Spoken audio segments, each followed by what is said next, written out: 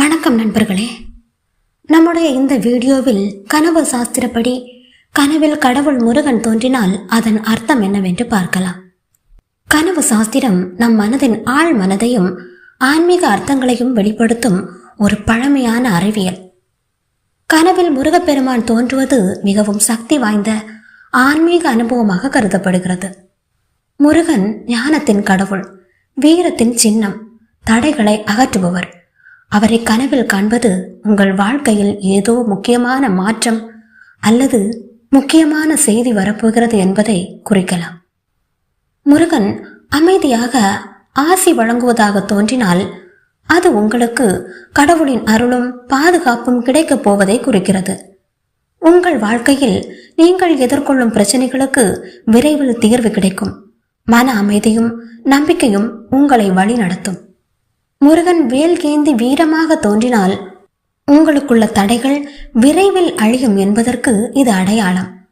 உங்கள் உள் வலிமையை முருகன் உங்களுக்கு நினைவூட்டுகிறார். தைரியமாக முன்னேறுங்கள்.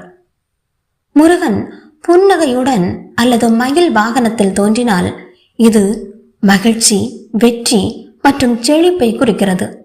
உங்கள் முயற்சிகள் பலனளிக்கப் போகின்றன. மனதில் உள்ள கவலைகளை விடுங்கள். முருகனின் அருள் உங்களுடன் இருக்கிறது. முருகன் கோவிலில் அல்லது பூஜை செய்யும் காட்சியாக தோன்றினால் இது உங்கள் ஆன்மீக பயணத்தில் முன்னேற்றத்தை குறிக்கிறது. முருகப்பெருமானை வழிபடுவதற்கு இது ஒரு அழைப்பாக இருக்கலாம். அவரது திருத்தலங்களுக்கு சென்று வழிபாடு செய்யுங்கள். ஆனால் நண்பர்களே, கனவின் அர்த்தம் உங்கள் மனநிலை, வாழ்க்கை சூழ்நிலைகளை பொறுத்தும் மாறுபடலாம்.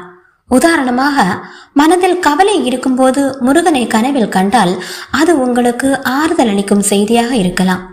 முருகன் உங்களை பாதுகாக்கிறார் என்று நம்புங்கள். கனவில் முருகப்பெருமானை கண்டால் அதை ஒரு நல்ல சகுனமாக எடுத்துக்கொள்ளுங்கள். அவரை மனதார வணங்கி உங்கள் வாழ்க்கையில் நேர்மறையான மாற்றங்களை வரவேற்க தயாராகுங்கள்.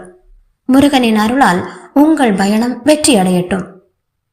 இந்த வீடியோ உங்களுக்கு பிடித்திருந்தால் லைக் செய்யுங்கள், ஷேர் செய்யுங்கள், சப்ஸ்கிரைப் செய்ய மறக்காதீர்கள். உங்கள் கனவுகளை பற்றிய அனுபவங்களை கமெண்டில் பகிர்ந்து கொள்ளுங்கள்.